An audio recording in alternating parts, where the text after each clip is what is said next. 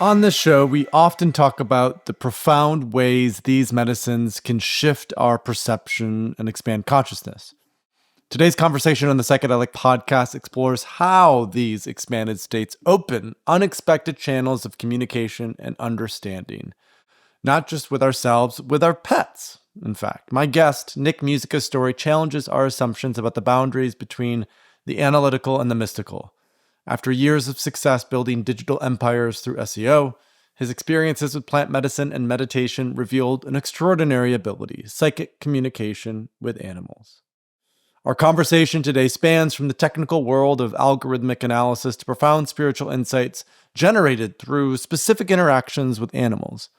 Nick shares how his cat became an unexpected spiritual teacher and how an encounter with a dolphin in captivity revealed deep truths about family bonds and separation.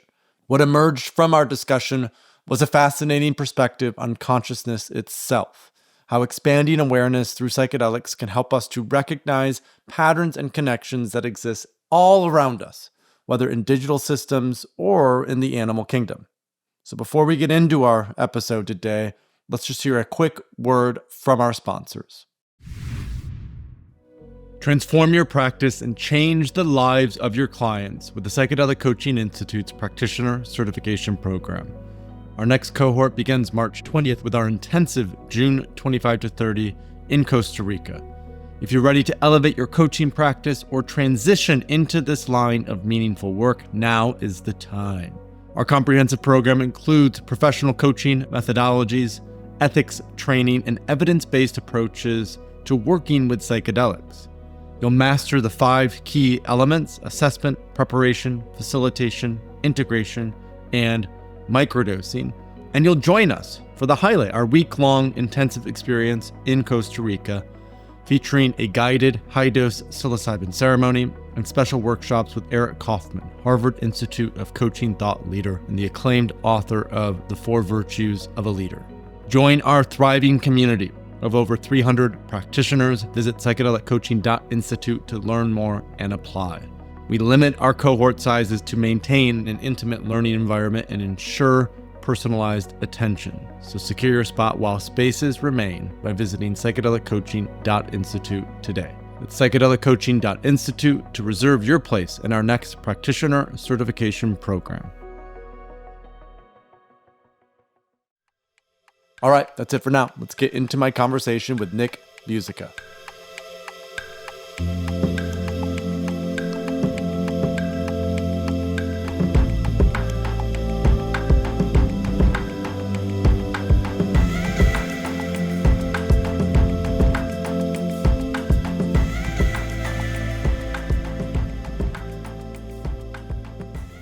First, I want to welcome you to the show, Nick. It's great to have you on. Thanks, Paul.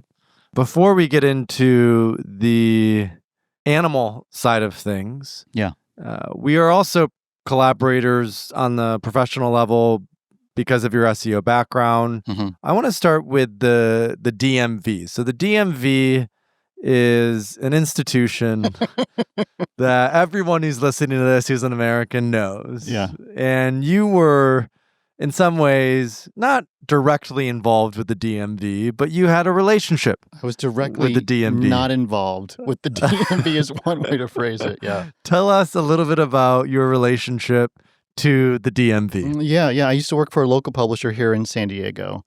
The flagship website at the time, and still is for them, I think, is dmv.org. Right? Sounds a whole lot like the DMV, like you're talking about. But this was, again, private publisher.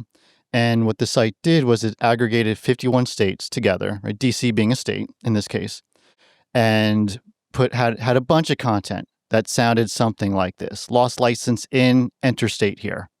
How to get your registration in, enter state here, right? So 51 pages about each one of those things.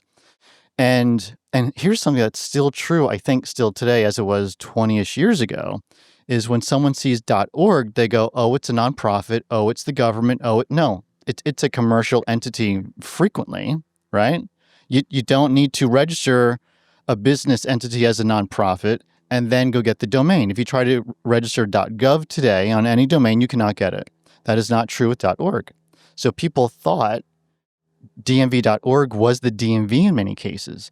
And so for 20 years, this site was collecting backlinks from ABC News, from a ton of great websites. I mean, I remember watching a video of the anchor saying, and go to dmv.org, the official DMV website, blah, blah, blah, blah, blah. And I thought, man, how old is this video? Oh, 5 years old. And that was like 2012, right?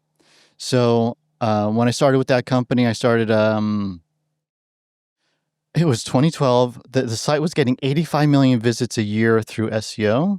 When I left 6 years later, it was getting 185 visits. 185 million visits. Oh, sorry, 185 million visits a year through SEO. We were outranking. This should have never happened. This is why the site. There's more coming.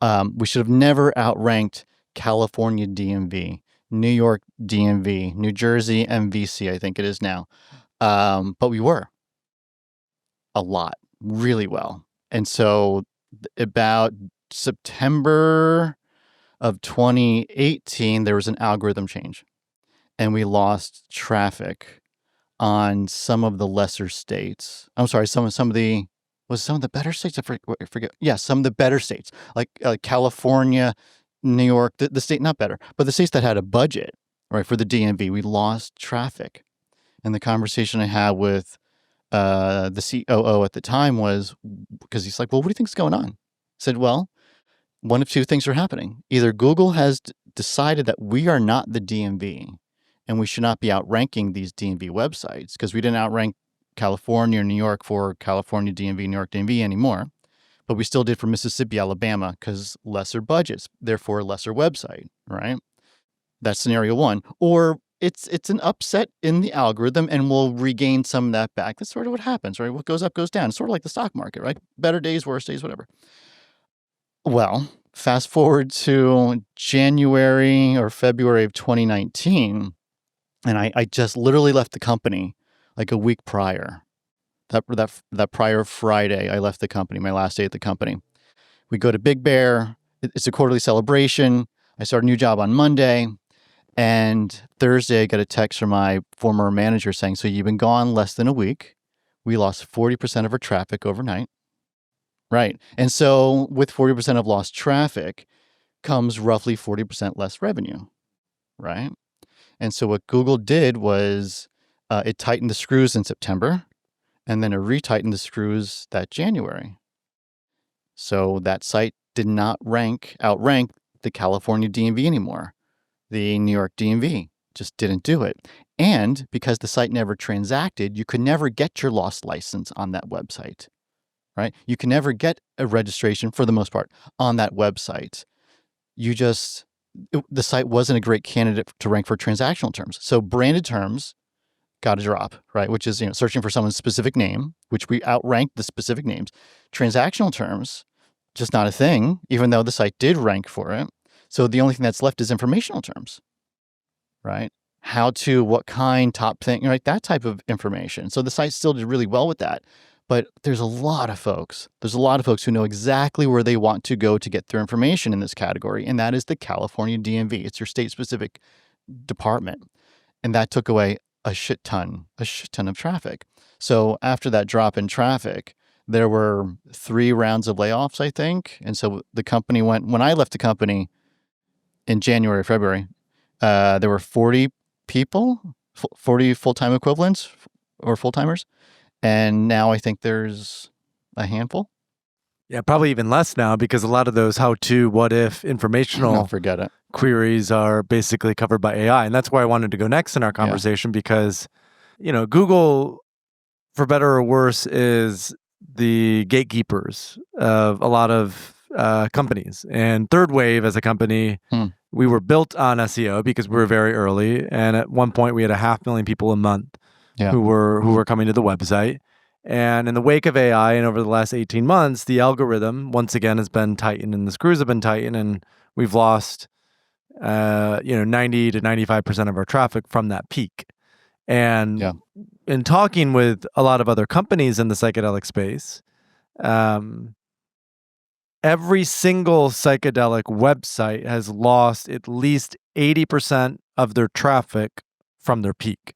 So this isn't, let's say, a Third Wave specific thing. It's broadly happening. So I know the focus of most of our conversation today is going to be talking to animals, and I do want to get into talking to animals. And I feel like this SEO conversation is interesting. Um, what is going on now with SEO in the age of AI? How is Google starting to shift and change? And at what point do you see the baton being handed from Google to a platform like ChatGPT or Perplexity or some Yeah. of these other, AI search engines that are starting to come online? Yeah, great question. And I don't know if anyone really has the answer to it, but I'll give you my perspective on it. So right now, small publishers and affiliates are having a terribly, terribly difficult time with search traffic. Brands, services, and products, e-commerce, doing great, right? If you sell a thing online, do it on Etsy, do it on Amazon, do it on your own website. Google is a great way to get traffic for whatever that may be, as well as products or services, lawyers, accountants, that type of thing, SEO services, right? You can find all that fun stuff still on Google. But for informational queries, which makes up the bulk of searches online, people who are migrating over to AI, how many? Still really too early to tell. But what we do know is Google has tried to push, because they were sort of the chasers of it all, right? They're like, oh shit, we're the last ones coming to this table. Let's do something. And they did it in such a sloppy way. But they still force it in front of everyone. And with a market share like that, you can sort of force changes, right? So people complained, but they didn't lose all their market share. A lot of it's still there, right? People are just sort of experimenting. Where are these other places where I can go get something, right? It's like the new mall that opens up. Like, you have your favorite store, but you may go to the mall to see what's going on over there. And you may spend some money there, but you still may have your favorite store owned by auntie and uncle from forever, right? So that's still happening.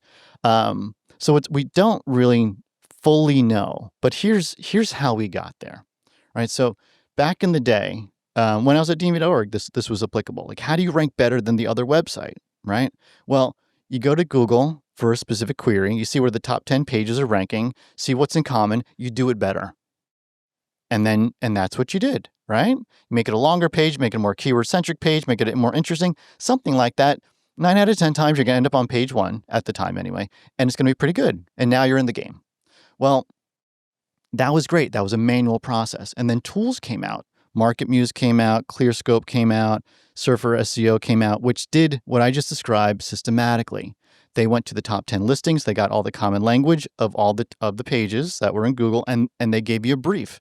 Write this thing, right? So we went from a manual process to a systematic process, still largely manual, but being helped out.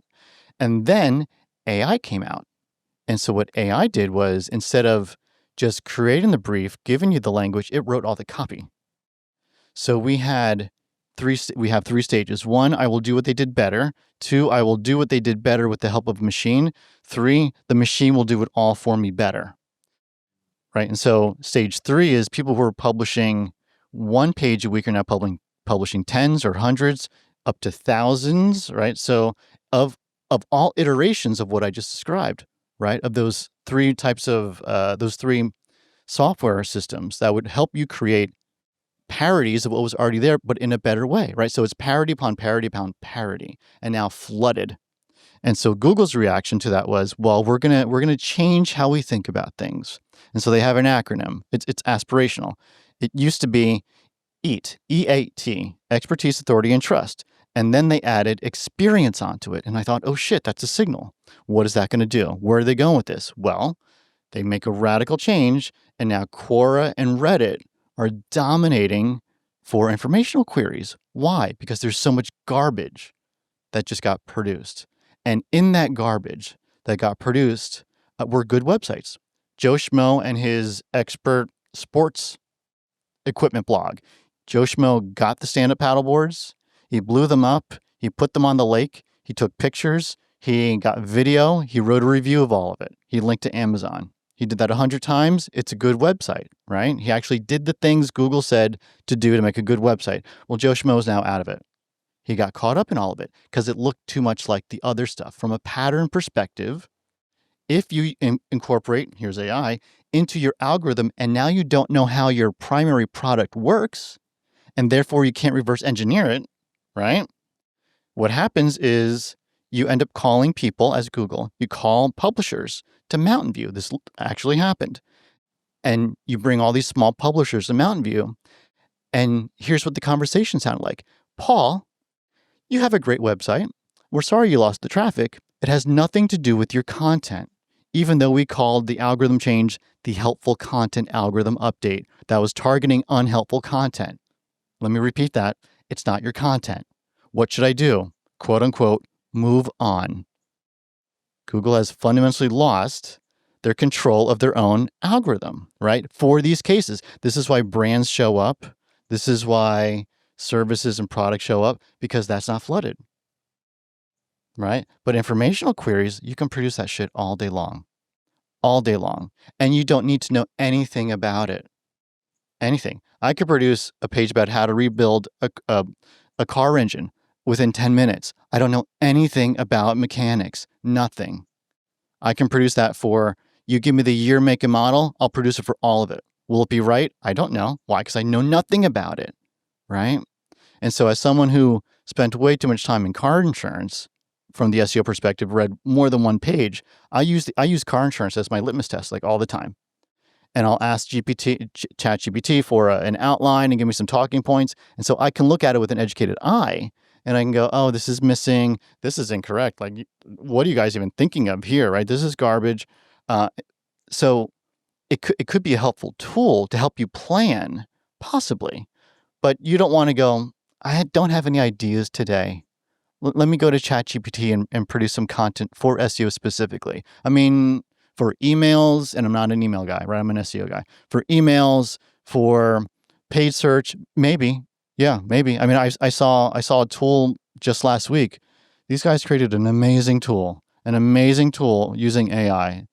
I'm not going to give any more details other than that, but like there's people who use AI to produce terribly looking images, poorly written copy. This tool was not that.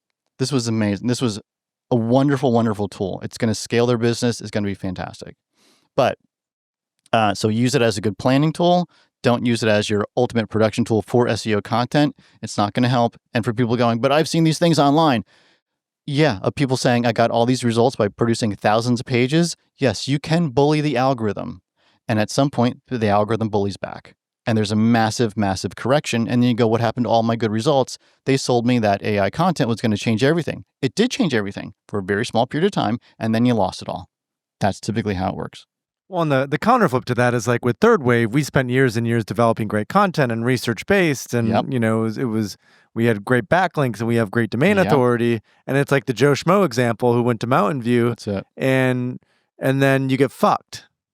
That's exactly it.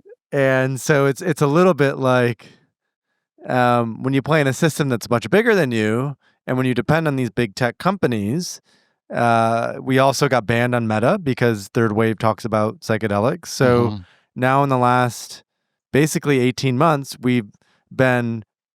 our company, our sort of SEO has been killed by Google, and our page has been banned by Meta. So that's why I think everyone should just go on Twitter and X and fuck those people, is sort of my perspective. And I hope they all burn in hell. Not actually, but it's been interesting to run and build a company in this space. And probably a lot of listeners at home are like, okay, what's the point, Paul? Like, why did you bring Nick on to talk about SEO on a psychedelic podcast? Because I think part of this is you can see how grounded Nick is, how technical his expertise is, how integrated and embedded he is in thinking very deeply about how companies and websites and businesses can grow through SEO, which all of us know. But Nick also talks to animals and his psychic abilities. So I think it's a great setup. So Nick, how do you go from this SEO sort of expert and magician to working with San Pedro, opening channels, talking to, the birds in your balcony every morning? Like, tell us a little bit more about the sort of flip. Yeah. So I got introduced. So I had some psychedelic experiences in my early 20s, right? I was 20 at some point, and so I had fun. And if you're just stepping into psychedelics, here's what you don't want to do. You don't want to buy a bag full of mushrooms, go into a dead show and eat all of them. That's not going to be the best introduction to psychedelics. And so I did that, and I'm walking around the parking lot at Giant Stadium, and a buddy of mine goes, "So did you eat all those mushrooms?" And I'm just walking around like the past 20 minutes, just plunking them down, right? And I go, yeah. And he goes, oh, you shouldn't have done that. Yeah. And so he's right. I shouldn't have. So 20 years later, right? So I get this call from a buddy, and he says, you're going to come to you're going to come to the event on Saturday. And I go, I don't know what you're talking about. He said, it's a San Pedro event. I don't know what that is. You said if my guests couldn't come, that you would take the spot. I have no recollection of this. And then he starts to tell me about it. And I'm like, all day? And you eat a cactus? And what do you mean you talk to God? Like, I'm comfortable with the chemicals, but the context, like, I can't relate to it. And I went to, for whatever it's worth, I went to Catholic school for 12 years. And so I don't know, like this is not making any sense to me. Anyway, I ended up going, and I had such a good time. It was all the things you hear about, if you ever heard about anything, and if you haven't, I'll give you a little bit of it. It's, yes, you do talk to God, you talk to something. There's someone, there's something non-human that escorts you through your day and shows you things and talks to you. And I mean, that's been my experience, seeing things and hearing things. And at the same time, right, that sort of opened things up. That showed me what was possible very, very within an afternoon, very quickly, right? So I've been doing San Pedro every 6 to 12 months since then. But around the same time, I started to get into meditation. And that was sort of, for me, the integration of the plant medicine into, a broken rhythm of meditation. I wasn't terribly committed to it. Once a week, twice a week, 5 times a week, none times a week, whatever. It was up and down, right? But it started to change things. I started to experience things that were interesting. I went from not hearing, seeing, feeling things psychically to start to see things, start to feel things, start to have experiences that I couldn't really explain. And for about 9 months, there was about 9 months where I'm going, I think I may be losing my shit, but I can function like a perfectly good adult. I can go to work, I get a paycheck, I pay my bills, like everything is fine, but I feel fucking weird, right? Things are weird. This is not everyone's experience. It's just not. And so I sat myself down, sort of, and I said, okay, it doesn't really matter which way you go. You can say this is all nonsense and we can end the story there, or you can go, there's more to the story. Let's keep on going down the path. But it's not healthy to be in this in-between place. And that's where I was. Like, what do I want to do? How do I want to go? I'm not quite sure. For 9 months. It was a long fucking time. So at the end of the conversation with myself, I thought, well, I can't deny what's been happening. These things they're not coincidences. I'm not making them up. There's actual things that are happening to me that I'm experiencing. And so I kept on going. And so that was the meditation part of it all. And then about 2 years ago, here's where the animals show up, is my wife and I go to this psychic fair in Carlsbad. And we walk around the show floor and we don't see anyone. And then we attack it from the opposite direction. And right in front of us, there's a sign that says psychic medium Adelita. And I think to myself, for whatever reason, I think this young lady will be good for my wife. My wife's mother passed about 2 months prior. Also a very sensitive topic. I don't want to be prescriptive, so I just bring it to her attention. I say, hey, Joel, what do you think of her? And my wife says, that sounds great, but you go first. Okay, great. And I've been to a psychic before, never been to a psychic medium, just wasn't part of my bag. Like, I'm sort of going there to sit for 15 minutes, to be supportive, and then my wife's going to go. That's how I'm thinking about it, right? So I sit down with Medium Adelita. She starts our session by drawing this heart. And I'm looking over the table, see what she's doing. And she says, this is either a former romantic relationship or it's an animal. And she circles animal. And then she says, the message is you did too much. And I'm like, oh shit. Like, just immediately waterworks. Immediately. My wife is like 10 feet away. And she's looking at me. She's like, what's going on? And I mouth back as best I can. I have no idea. And I just point over to the tissues on the other side of the table. And so here's a tip for folks. If you ever find yourself at a psychic conference someplace, look for the people with the tissues. Those are the real deals, right? Mm-hmm.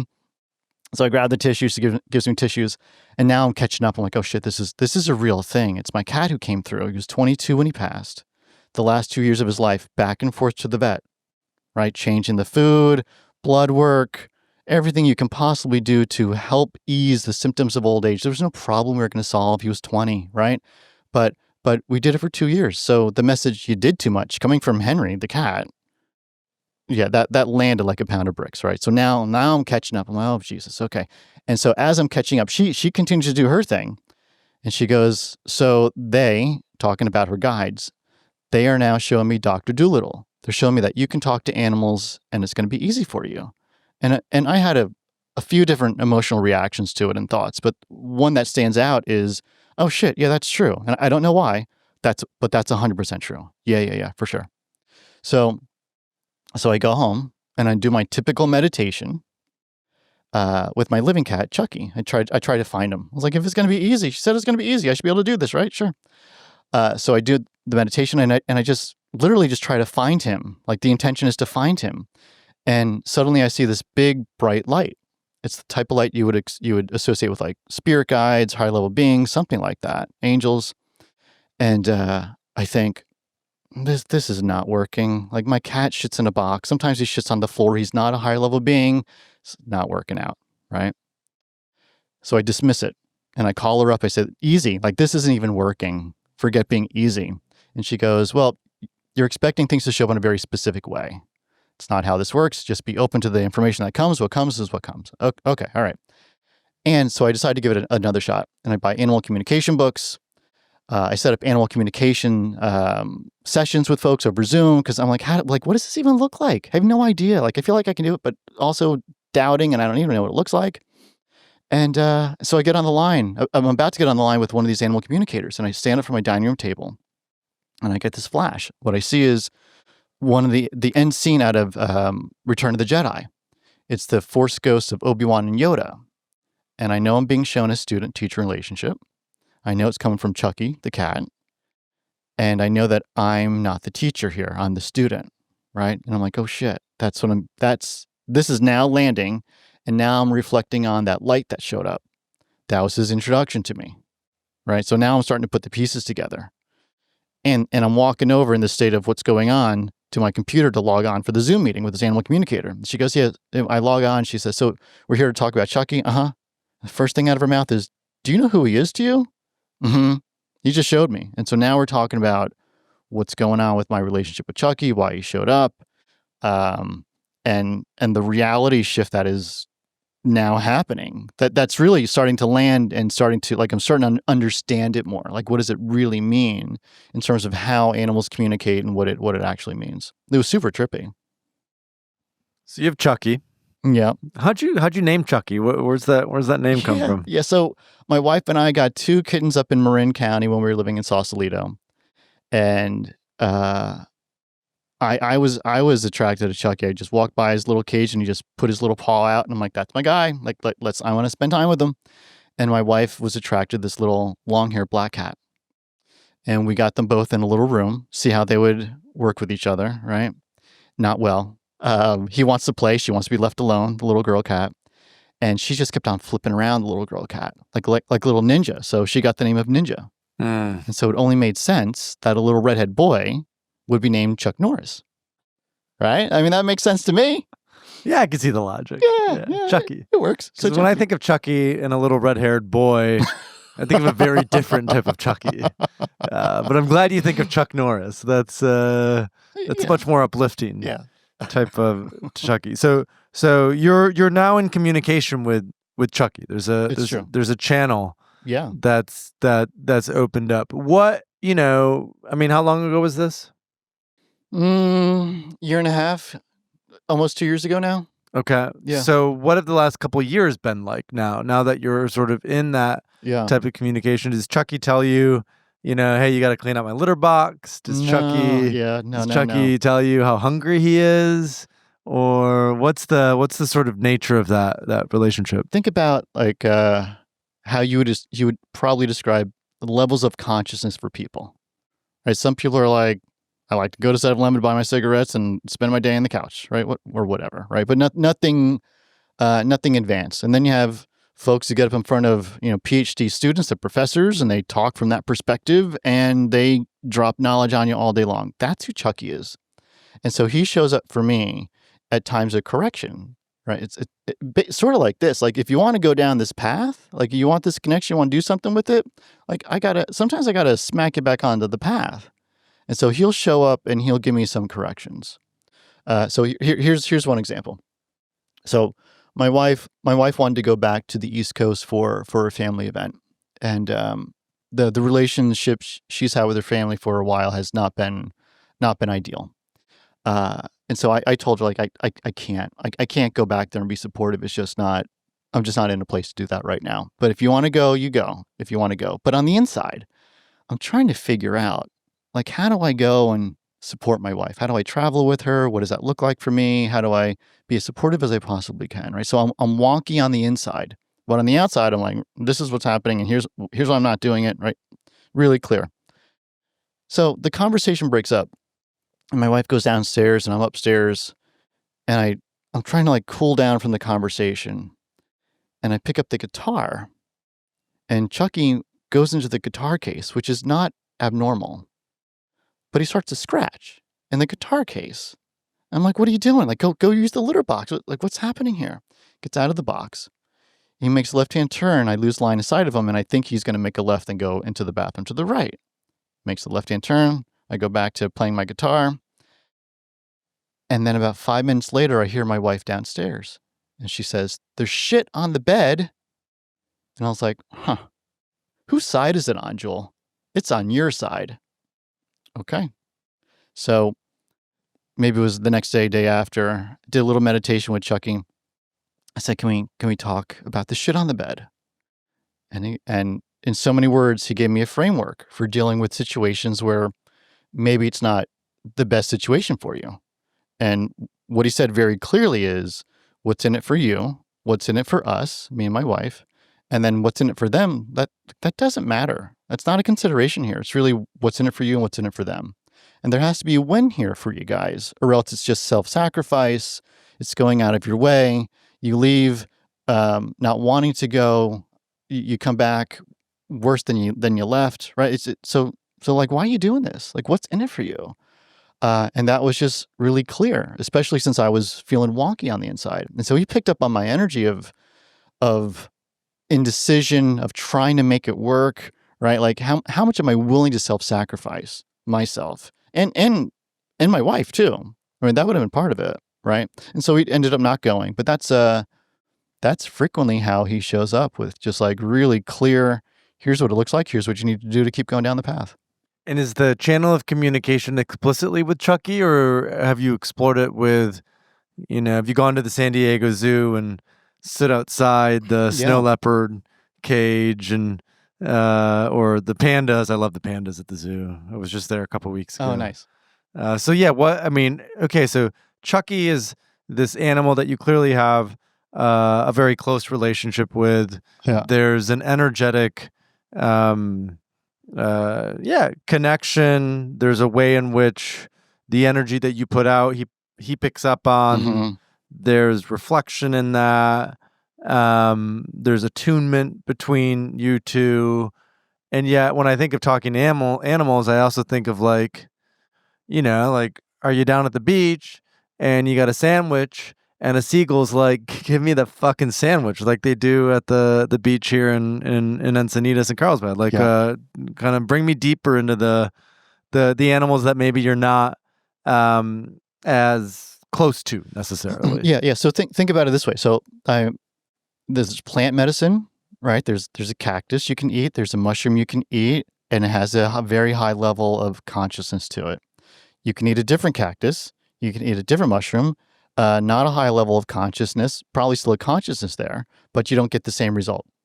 So similar with animals. That's plant medicine. There's animal medicine, right? And depending on the animal, depending on the level of the animal, you may get different information. So obviously, yes, there's seagulls who just want to eat your shit at the beach, right? But there may be another animal at the beach that you may get information from for reasons that I couldn't really explain. But here's how it started to show up with me, right? So first Chucky, and then like random shit. The dog at Home Depot, I smiled at, then I got this wave of energy back. And I was like, oh, that's recognition of just like another being at an energetic level. That's interesting how this works now. And then we went to Mexico, maybe 2 summers ago. We went to Cabo, And we didn't go anywhere during COVID, right? And so we finally get on a plane. We go to Cabo. We're like kids in the candy store. We're doing all the touristy shit, all of it. And part of it was going to swim at Dolphin in this tank, like SeaWorld, right? And I've been surfing since the 8th grade. And so my experience with dolphins is very different than that. And I've never liked animals in cages. That has never felt good to me. And at the end of it, we end up going, right? And there's this time where we're sitting with Liz, the dolphin. It's very much like SeaWorld, where it's a deeper tank, and then there's this little ledge the dolphin go on, and you're on the ledge with the dolphin, right? And so at the head is the trainer bribing Liz with fish, and then you have 1, 2, 3 people on Liz's left and 1, 2, 3 people on Liz's right. And I was on the right-hand side near her tail, and I was just like, well, let me see if Liz is game to play. I don't know. So I found Liz, and it's really intention. Like, let me try to find you. And then you feel this energetic connection. So I find Liz, and I get this happens frequently. I get this overwhelming feeling of sad. Like if it's emotional for someone, or typically the animal gives me information about the person. So if there's a situation that comes up that the animals tell me about that's emotional for the person, I'll get it springs up on me, the emotions. So that's what happened when I was talking with Liz. And so my own human guilty narrative kicks in, which is, of course, you feel sad, right? You live in a tank, right? Like right now, all my garbage is now showing up, right? And that's what you can't do, right? Back to the beginning, like you got to be the channel. Let whatever information you get is what you get. My story is not her story. So recognizing that, I escorted that out and then invited Liz back in. And so I just asked the simple question of why. And all I got back was family, just one word, family. And then the connection was gone. So after we're done, I went to my wife and I said, hey, Joel, I need to validate some information. So I went over to the trainers and I said, we had such a great time with Liz the dolphin. I'd love to know more about her. Like mom, dad, siblings, like what's going on? And they said, well, no, dad's not on the planet anymore. That doesn't feel like it. Well, what about mom and siblings? Oh, no, yeah, mom's here and she has a sister. Fantastic. Tell me about them. Well, do you see the tank over there? Oh, you mean the one that's separated by that 4-foot concrete wall? Yeah, that's the one. Well, mom and her sister live in that tank. Liz lives in this tank. Well, why? Well, because when mom had the second baby, Liz still wanted attention from mom. And she couldn't properly nurse the second baby. So we took mom and the baby and put them in the second tank. Oh, when was that? Well, that was 3 years ago. Well, how old is Liz? Liz is 5. So when she was 2, mom and sibling went next door. 4 feet away, right? She knows they're there. She never sees them. Could that be painful? Could that be sad from a family perspective? Sure can be, right? So I was like, oh shit. Okay. So she's right. This is easy for me. Once I got the blocks out of the way, this is easy. Yeah. And it's super simple. Did you tell the SeaWorld employee that you had the conversation with Liz and she was requesting to see her? I didn't. Like, how do you, like, so in Mexico, right? And so, like, there's a language barrier and there's also, like, who the hell is this guy going to be who tells me, like, that's a bad situation? Like, I wasn't in a position to go, I think this is bad. I just talked to the dolphin, right? Like, it just doesn't, it wouldn't have made sense. And this is when it was, like, just starting to come online for me. And how comfortable do I feel about talking about this and all that fun stuff kicking in? Yeah. So we've had past guests on the podcast who have, one in particular, David Luke. And David is Dr. David Luke. Yeah, he's a researcher in the UK. He studies ESP and paranormal activity. Interspecies communication too. Does he as well? Yeah, that fits. And I interviewed him in person. This is probably 5 years ago. And we talked a lot about how he was running this experiment where people were smoking DMT to see if it could help them develop ESP abilities. Now, we've also recently discovered that remote viewing is a real for sure thing. The CIA has sort of become more open about, that there are really well-trained remote viewers, which we won't get into in this podcast because that's a whole nother thing. But essentially remote viewers, you can remote view. You can view things cool. very at a distance and see what they are. Now, so where this question is going is for any listeners at home who are like, I'd really love to talk to my cat. Mm-hmm. I'd really love to talk to my dog. Mm-hmm. I'd really love to talk to my goldfish. what advice would you give if this is something where it's like, okay, this might be sort of a skill or a talent. Is this sort of God-given? Like you show up to the psychic in Carlsbad at the fair and the psychic says, I think you can talk to animals, and this sort of opens you up to that fact. Yeah. Maybe you're doing that same thing now for all these people who are listening to the podcast. So let's say there are folks out here who are like, how do I potentially open this channel? Are you doing an online course or training pretty soon that can teach people how to talk to their cats, or kind of what advice would you give, Nick? Yeah, not yet, but yes, yeah, for sure. But here's 3 ways. We can talk about 3 ways you can start to step into this, right? And so one is super easy. And so if you could imagine if you were to ask someone for ice cream, do you like ice cream, Paul? And if you were to, I love ice cream. But if you shook your head and said, I love ice cream, like that's confusing. You're shaking your head no, but you're saying, I love ice cream, right? It's confusing. It's very Indian. Is that right? Yeah, Indian people from India go like this all the time. They have the head bob, and so it's very confusing when Westerners go to India, because people will be bobbing their head like this, but then they'll be agreeing with them actually. So anyway, gotcha. Okay, so in the States, right? So an agreement is forward and back, right?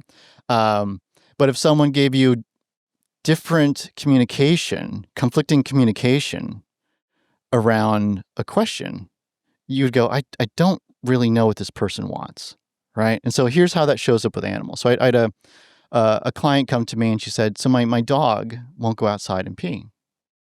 Can you tell my dog to go outside and pee? Sure, maybe. Let's have that conversation. And I get her on the line and we're talking about the dog. And I said, well, tell me what's going on. Like what happens? Walk me through the steps. Okay, it's 9:00 at night. I'm in my pajamas. I call the dog over to the door. I open the door and I say, go and pee. And the dog, we do this all day during the day, and the dog goes out, comes back in. It's perfectly fine. But at night, doesn't happen. So, well, how do you feel about going out at night? Oh, it scares me. Okay, so let me get this straight. So you're visualizing going outside because you open the door. You're looking at where you want the dog to go. You're audibly telling the dog to go outside, right? But on the inside, you're going, I'm glad it's you and not me, right? And so the dog comes over and picks up those 3 pieces of information and goes, well, if you're afraid to go outside, why should I go? Right? So it's sort of the same thing when I was talking about, I'm telling my wife, like, here's what we can do. Here's how we can make this work. Like, or I don't want to go. That's what I was. But inside, I was going, how do I make this work? Right. So it was mixed communication, and Chucky picked up the intention of wanting to make it work, but it was mixed communication. Right. What I was saying was not how I was feeling, and so this dog with this woman picked up that miscommunication. Right. So one way to do it, one way to start to communicate better with your animal site, and it's an energetic thing. Right. Say it, see it, and mean it. You got to feel it, and if you don't, it's not going to work. It's going to be confusing for the animal, right? Make sense? Okay. The second way is making sure that what you're picking up from the animal is going to be true, right? So here's a situation that showed up for me. So a woman shows up and she says, got to talk to my dog about biting people. And I said, what's going on? She goes, well, the dog's been biting people for 3 years. Okay. Well, actually 8 years. I said, okay, well, I'll have the talk. I'll ask the questions. My guarantee is I ask the questions, but whatever comes back, I'm not quite sure. Right? Sometimes animals have their own agenda they want to give. And so when I tuned into this little chihuahua and I felt the chihuahua showed up, and the dog says, you need to ask her about her job. And I said, why am I asking about her job? And the dog says, because that's what has to change. So, okay.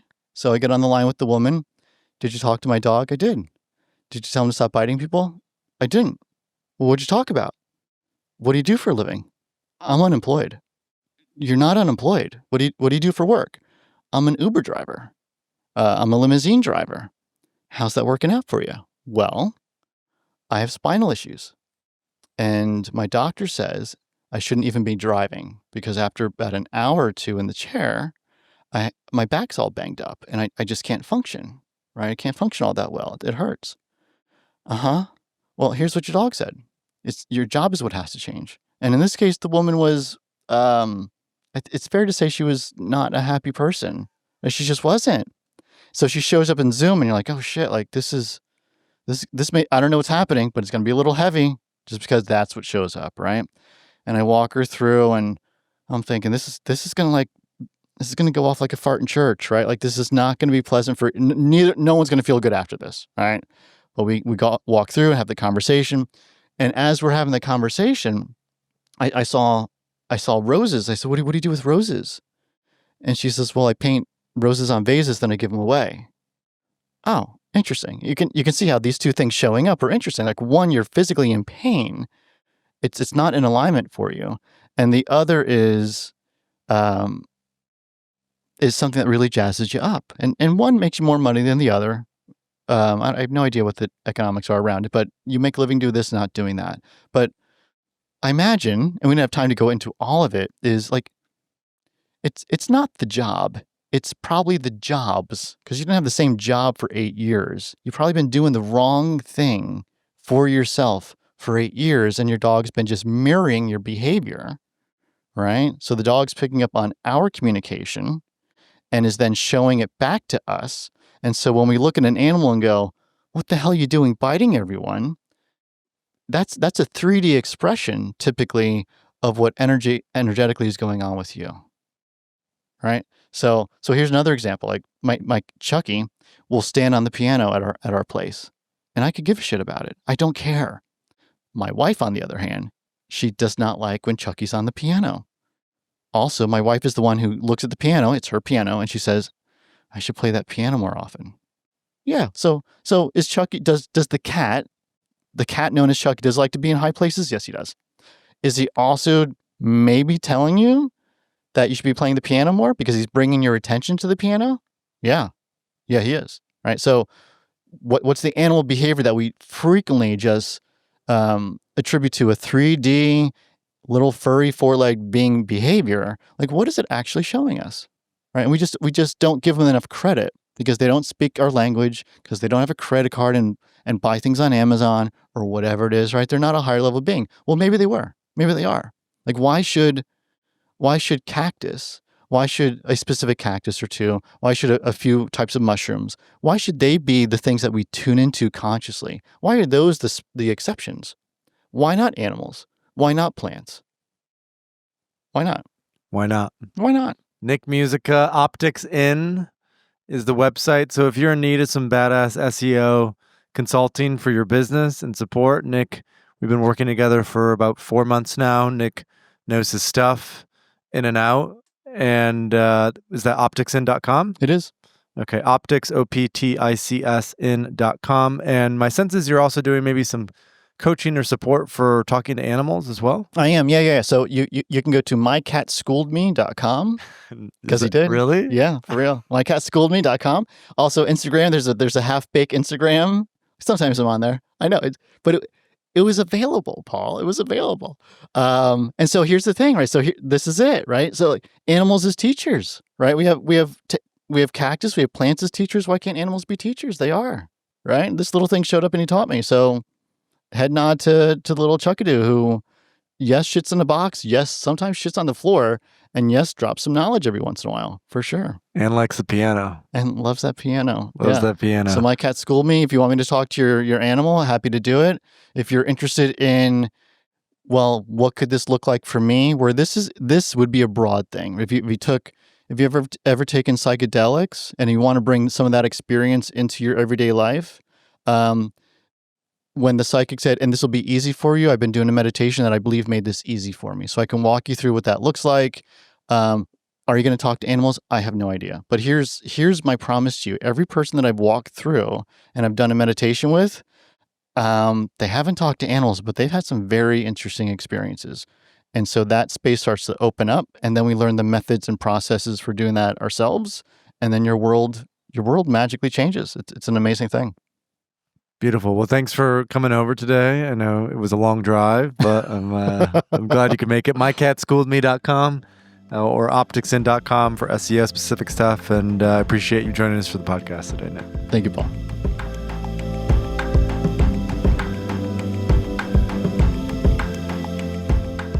Hey listeners, Paul here. A quick reminder to head to the link in the description of this episode to see the full show notes and any of the links that we mentioned in this episode. And we'd love to know what you thought of the conversation. You can let us know in Third Wave's community, our free platform where you'll find support, discussions, as well as educational resources. You can sign up for free at community.thethirdwave.co.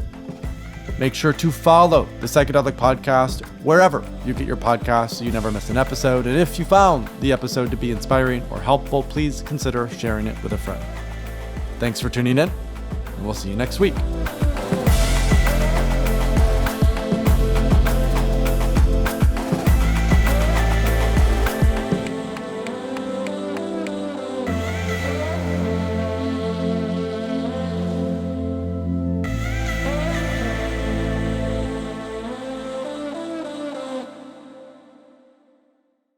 Thanks so much for watching, and don't forget to subscribe to our YouTube channel. The psychedelic space is evolving every day, and we have a ton of amazing content that's coming out, and subscribing is the best way to keep up to date with all of that great content.